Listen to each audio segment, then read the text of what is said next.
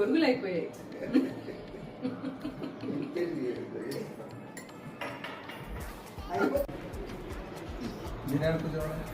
నువ్వు అసలు లేవు క్యారెక్టర్. డాడీ బాబు చదవడుతున్నాడు. ఇంతసేపు లాగి రాకూడదు మా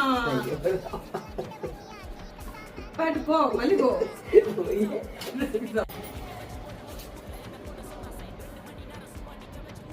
మా డైలాగ్